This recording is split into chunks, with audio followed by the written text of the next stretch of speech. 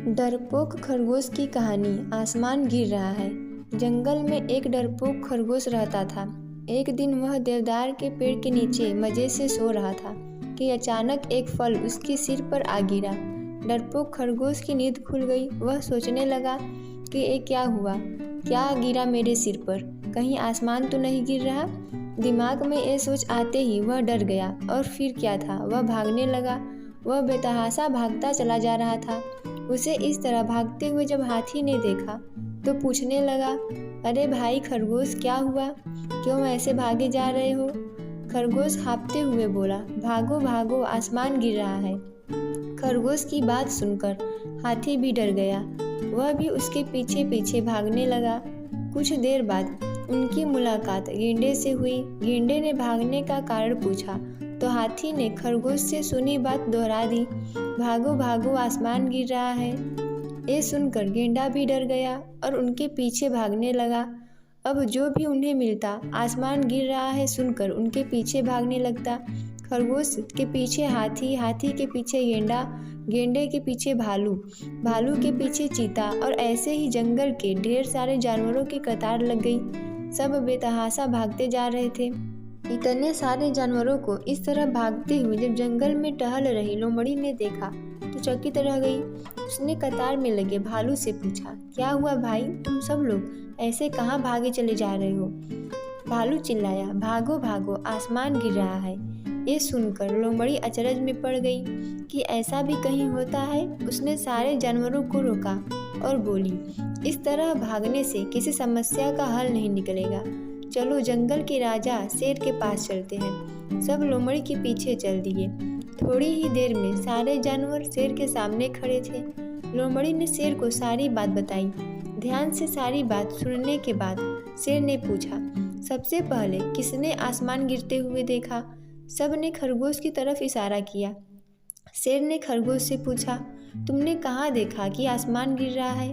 खरगोश ने कहा, वनराज, मैं देवदार के पेड़ के नीचे सो रहा था कि तभी मेरे ऊपर आसमान का एक छोटा टुकड़ा गिरा और मैं भागने लगा और सबको बताने लगा। वनराज, हम सबको भागना चाहिए, कहीं पूरा आसमान गिर गया तो हम सबका क्या होगा। खरगोश की बात सुनकर शेर को कुछ संदेह हुआ। उसने लोमड़ी से कुछ चर्चा की, फिर सारे जानवरों को लेकर उसी देवदार के पेड़ के पास आया जहाँ खरगोश सोया था। वहाँ देवदार का फल गिरा देख उसे सारा माजरा समझ आ गया। वो फल उठाकर शेर बोला, तो ये है आसमान।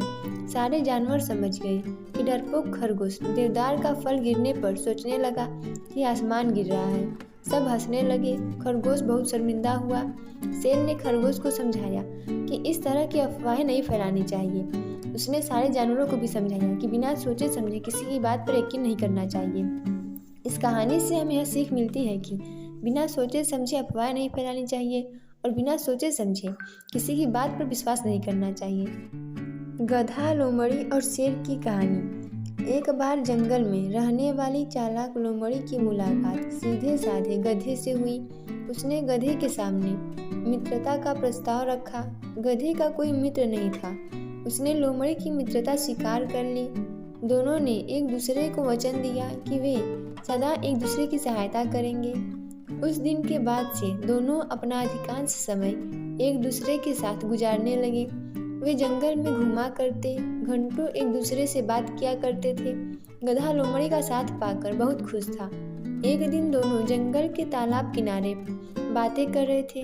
तभी वहाँ जंगल का राजा शेर पानी पीने आया। उसने जब गधे को देखा तो उसके मुंह में पानी आ गया। लोमड़ी को शेर की मनसा भांपते देर नहीं लगी। वह सोचने लगी, क्यों न शेर से समझौता किया जाए। मैं उसे गधे को मारने में सहायता करूंगी। इस तरह मेरे भोजन की भी व्यवस्था हो जाएगी। वह शेर के पास गई और मधुर स्वर में बोली, वनराज, यदि आप उस गधे का मांस खाना चाहते हैं तो आपकी सहायता कर सकती हूँ। बस आप मुझे वचन दें कि आप मुझे कोई नुकसान नहीं पहुँचाएंगे और थोड़ा मांस मुझे भी देंगे। शेर भला सामने से आ रहे प्रस्ताव को क्यों अस्वीकार करता। वह मान गया। अगले दिन योजना अनुसार लोमड़ी गधे को भोजन ढूंढने के बहाने जंगल में एक ऐसे स्थान पर ले गई जहाँ एक गहरा गड्ढा था। लोमड़ी की बातों में उलझे गधे की दृष्टि गड्ढे पर नहीं पड़ी और वह उसमें गिर पड़ा। लोमड़ी ने तुरंत पेड़ के पीछे छुपे शेर को इशारा कर दिया। शेर भी इसी अवसर की तलाश में था। उसने पहले लोमड़ी पर हमला किया और उसे मारकर उसका मांस खाया। बाद में उसने गधे को मारकर उसका मांस भी खाया।